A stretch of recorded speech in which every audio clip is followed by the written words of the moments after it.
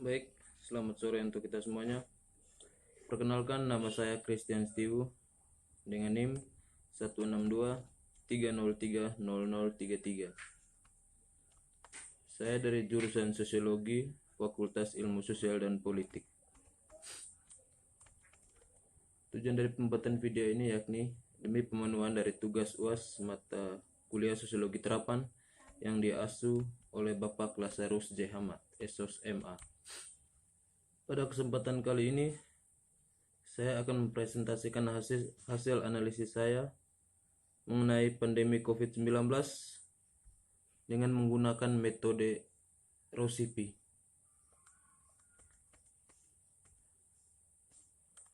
Menurut Adam Seidman yang dikutip dari buku Konstitusi dan Hukum dalam Kontroversi Isu yang ditulis oleh Profesor Mahmud MD, mengatakan bahwa dalam suatu NE terdapat 7 indikator atau faktor yang harus ada, yang dikenal dengan istilah Rosipi: role, opportunity, capacity, communication, interest, proses, dan ideologi. 1. Rules. Rules adalah faktor bahwa orang berperilaku tidak hanya dalam satu peraturan, tetapi dalam kerangka peraturan perundang-undangan yang sering saling terkait. Oleh sebab itu, pembuatannya harus selalu mengingat peraturan perundang-undangan lain yang mungkin ada kaitannya baik secara vertikal maupun horizontal. Kalau ini diabaikan, maka bisa timbul penolakan bahkan digugat secara hukum untuk dibatalkan melalui judicial review. Adapun Undang-Undang Nomor 2 Tahun 2020 berisi tentang penetapan Perpu Nomor 1 Tahun 2020 tentang kebijakan keuangan negara dan stabilitas sistem keuangan untuk penanganan pandemi COVID-19 atau dalam rangka menghadapi ancaman yang membahayakan perekonomian nasional dan stabilitas sistem keuangan menjadi undang-undang.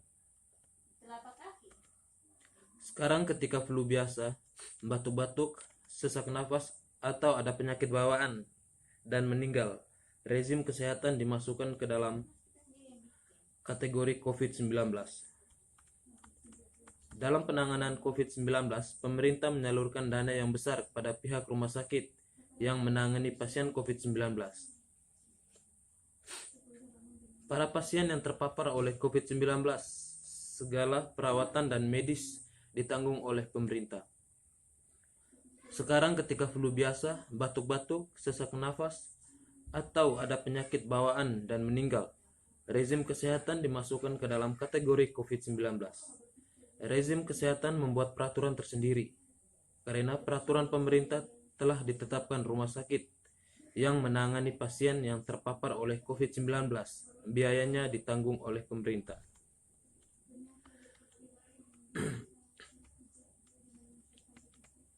Lockdown itu bahasa media dan bahasa publik yang sudah terlanjur dikenal. Undang-Undang Nomor 20 Tahun 2018 telah tentang karantina kesehatan menyebutkan tempat jenis pembatasan. Peraturan pemerintah menetapkan para ODP dan PDP yang karantina. Segala kebutuhan sehari-hari selama masa karantina dipenuhi oleh pemerintah. Semua dana telah disalurkan di pihak kesehatan yang menangani kasus tersebut. Akan tetapi, ketika orang yang mudik dan sampai tempat tujuan, pihak kesehatan hanya melakukan pemeriksaan kesehatan secara umum. Karantina di rumah masing-masing. 2. Opportunity. Opportunity adalah faktor lingkungan eksternal dari pihak-pihak yang akan dituju yang juga harus diketahui secara jelas sehingga memungkinkan mereka berperilaku sesuai dengan perintah atau larangan peraturan perundang-undang yang akan dibuat. Faktor ini menuntut pembuat peraturan perundang-undang memahami tentang konfigurasi dan keadilan real masyarakat yang akan dikenakan peraturan yang akan dibuat, sebab hukum yang tak berpijak pada realitas sosial tak akan dapat bekerja secara efektif. Lantas, bagaimana sebenarnya pembiayaan bagi pasien corona COVID-19? Mengacu pada Undang-Undang Nomor 4 Tahun 1984 tentang wabah penyakit menular, Undang-Undang Nomor 36/2009 tentang kesehatan, dan Undang-Undang Nomor 6/2018 tentang karantina kesehatan, pembiayaan penyakit yang telah ditetapkan sebagai kejadian luar biasa atau KLB atau wabah sepenuhnya ditanggung oleh pemerintah. Karantina kesehatan, pembiayaan penyakit yang diderita oleh pasien COVID-19 semua ditanggung oleh pemerintah. Banyak pasien yang sakit biasa, tapi pihak kesehatan masukkan dalam data pasien COVID-19, melakukan karantina mandiri, dan semua biaya kesehatan ditanggung oleh pemerintah. Rumah sakit yang memiliki jumlah pasien COVID-19 yang banyak akan memiliki dana yang besar dari pihak negara. Kemudian, Kementerian Kesehatan Kesejahteraan juga telah menerbitkan keputusan Menteri Kesehatan atau KMK nomor HK 01.07-Menkes-238-2020 tentang petunjuk teknis klaim biaya perawatan pasien pandemi COVID-19. Pemerintahan pusat juga telah menerbitkan Surat Menteri Keuangan atau Kemenkeu nomor S275-MK.02-2020 tanggal 8 April 2020 yang mengatur satuan biaya pergantian atas biaya perawatan atas pasien COVID-19, termasuk juga penggantian biaya pemulasaran jenazah COVID-19.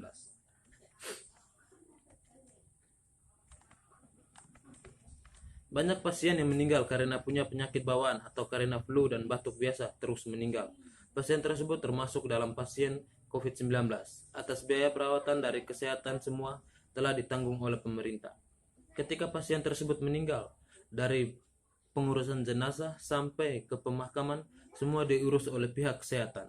Semua biaya perawatan sampai ke pemakaman semuanya ditotal dan biaya tersebut ditanggung oleh pemerintah. 3. Capacity. Capacity adalah faktor yang terkait dengan ciri-ciri pelaku internal yang mungkin punya masalah yang bisa mendorong mereka atau menyulitkan mereka atau tidak memungkinkan mereka untuk menaati peraturan perundang-undangan. Pada umumnya, pasien yang sakit dan masuk rumah sakit dan divonis terjangkit virus corona karena memiliki ciri-ciri penyakit seperti terjangkit virus corona, flu, batuk-batuk, dan sesak nafas memungkinkan bukti yang kuat bagi kaum kesehatan bahwa pasien tersebut terjangkit virus corona. Di sini menyulitkan bagi pasien tersebut, di mana di lingkungan masyarakat dikucilkan banyak orang yang tidak mau dekat dengannya, begitu pula dengan keluarganya. 4. Communication. Communication adalah faktor peran pihak yang berwenang atau aparat dalam mengambil langkah-langkah, apakah sudah memadai atau belum, untuk mengkomunikasikan peraturan perundang-undangan kepada pihak yang dituju. Pihak yang dituju untuk berlakunya peraturan perundang-undangan itu harus mendapat informasi yang jelas juga. Bukan hanya kita yang harus mendapatkan informasi tentang mereka, tetapi juga mereka harus mendapatkan informasi dari kita tentang peraturan perundang-undangan yang akan dibuat. Oleh sebab itu, komunikasi dan publikasi melalui media massa menjadi sangat penting. Undang-Undang Nomor 36 Tahun 2019 tentang Kesehatan atau Lembaran Negara Republik Indonesia tahun 2009 nomor 144, tambahan Lembaran Negara Republik Indonesia nomor 5063. Undang-Undang Nomor 44 Tahun 2019 tentang Rumah Sakit atau Lembaran Negara Republik Indonesia tahun 2009 nomor 153, tambahan Lembaran Negara Republik Indonesia nomor 5072. Undang-Undang Nomor 6 Tahun 2018 tentang Kekarantinaan Kesehatan atau Lembaran Negara Republik Indonesia Tahun 2018 Nomor 128. Tambahan Lembaran Negara Republik Indonesia Nomor 6236. Undang-Undang Nomor 23 Tahun 2014 tentang Pemerintah Daerah atau Lembaran Negara Republik Indonesia Tahun 2014 Nomor 244, Tambahan Lembaran Negara Republik Indonesia Nomor 5587 sebagaimana telah diubah beberapa kali terakhir dengan Undang-Undang Nomor 9 Tahun 2015 tentang perubahan kedua atas Undang-Undang Nomor 23 Tahun 2014 tentang Pemerintahan Daerah atau Lembaran Negara Republik Indonesia Tahun 2015. Peraturan Menteri Nomor 1501 atau garing Menkes garing 10/2010 tentang jenis penyakit menular tertentu yang dapat menimbulkan wabah dan upaya penanggulangan atau Berita Negara Republik Indonesia Tahun 2010 Nomor 503. Peraturan Menteri Kesehatan Nomor 45 Tahun 2014 tentang penyelenggaraan surveillance kesehatan atau Berita Negara Republik Indonesia Tahun 2014 Nomor 1113. Kemampuan dari masyarakat untuk melawan peraturan dari pemerintah sangat rendah. Masyarakat tidak punya wewenang untuk melawan peraturan yang telah ditetapkan dari pemerintah. Sekalipun masyarakat tahu kalau penyakit yang dideritanya bukan penyakit COVID-19 dan itu karena pasien tersebut punya penyakit bawaan, akan tetapi tidak punya kemampuan untuk menentang pihak kesehatan. Di sini rendahnya kapasitas masyarakat. Masyarakat mengikuti peraturan yang telah ditetapkan oleh pihak kesehatan karena pihak kesehatan punya wewenang atas itu. Pihak kesehatan kuat di alat untuk mengecek kesehatan dari masyarakat. 5. Interest. Interest terkait dengan pandangan tentang manfaat bagi pelaku peran atau pembuat undang-undang maupun yang terkena atau masyarakat yang diaturnya. Adapun Undang-Undang Nomor 2 Tahun 2020 berisi tentang penetapan Perpu Nomor 1 Tahun 2020 tentang kebijakan keuangan negara dan stabilitas sistem keuangan untuk penanganan pandemi COVID-19 atau dalam rangka menghadapi ancaman yang membahayakan perekonomian nasional dan stabilitas sistem keuangan menjadi undang-undang. Dalam peraturan telah ditetapkan bahwa sistem keuangan untuk penanganan pasien COVID-19 ditanggung oleh pemerintah. Di sini pihak kesehatan punya peluang besar untuk membuat peraturan sendiri, yang artinya banyak pasien yang punya penyakit bawaan dimasukkan ke dalam data pasien COVID-19. Cara penanganan medis untuk pasien tersebut seperti pasien yang terpapar virus corona. Keuntungan besar bagi mereka pihak kesehatan karena wilayah yang menangani pasien COVID-19 disalurkan dana yang cukup besar dari pemerintah. Namun, bagi pihak pasien dikucilkan dari lingkungan sekitarnya, dari keluarganya atau lainnya. 6. Proses. Proses adalah prosedur bagi pelaku peran untuk memutuskan apakah akan memenuhi atau mematuhi atau tidak akan mematuhi terhadap peraturan perundang-undangan. Dari faktor ini terkandung juga keharusan agar pembentukan peraturan perundang-undangan harus melalui prosedur dan mekanisme yang berlaku. Untuk itu, yang jika tidak diperhatikan produknya dapat terkena pengujian yudisial atau judicial review secara formal. Pertimbangan ditetapkan PMK 30/2020, yaitu untuk melaksanakan ketentuan pasal 2 ayat 2 Peraturan Pemerintah Pergantian Undang-Undang Nomor 1 Tahun 2020 tentang Kebijakan Keuangan Negara dan Stabilitas Sistem Keuangan untuk Penanganan Pandemi Pandemi Coronavirus Disease 2019 atau COVID-19 atau dalam rangka menghadapi ancaman yang membahayakan perekonomian nasional atau stabilitas sistem keuangan.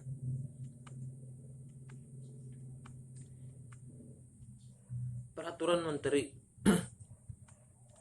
Begitu banyak peraturan perundang-undangan dari pemerintah yang telah ditetapkan untuk dipatuhi bersama.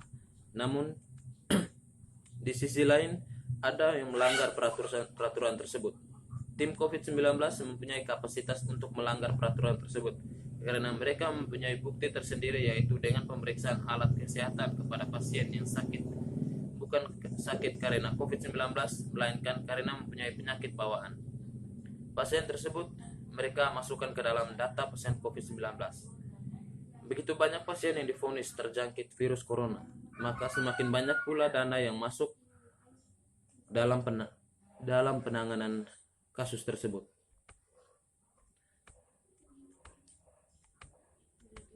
Ada begitu banyak keluarga dari pasien yang dinyatakan terpapar oleh virus corona yang mengeluh. Mereka menyatakan kalau dia terpapar oleh virus corona, kenapa kami tidak terjangkit? Karena virus atau wabah ini sifatnya jangkit bila ada orang yang komunikasi langsung atau bersentuhan langsung dengan korban. Kasus seperti ini yang membingungkan masyarakat. Alat kesehatan yang rusak atau macam apa lainnya. Semua orang mempunyai persepsi masing-masing tentang kasus seperti itu. Sakit karena flu atau batuk biasa dan sudah lama menderita penyakit asma, ketika diperiksa di pihak kesehatan dinyatakan terjangkit oleh virus corona. Di sini tim COVID-19 mempunyai kapasitas untuk melanggar aturan yang telah ditetapkan oleh pemerintah. 7. Ideologi. Ideologi terkait dengan masalah yang lebih luas cakupnya, yakni nilai, sikap, selera, bahkan mitos-mitos dan asumsi tentang dunia, agama, kepercayaan, politik, sosial, dan ekonomi. Ketika orang yang terpapar oleh virus corona meninggal, semua sistem kerjanya terisolasi, tidak adanya transparan, pemakaman hanya dilakukan oleh pihak rumah sakit. Jenazah tidak sampai 24 jam sudah dimakamkan. Pihak keluarga juga tidak ikut pemakaman, semuanya sifatnya tertutup. Terisolasi atau tidak adanya transparan hanya dilakukan oleh para pasien COVID-19, bukan pasien yang punya sakit bawaan, terus divoniskan menjadi pasien yang meninggal karena COVID-19.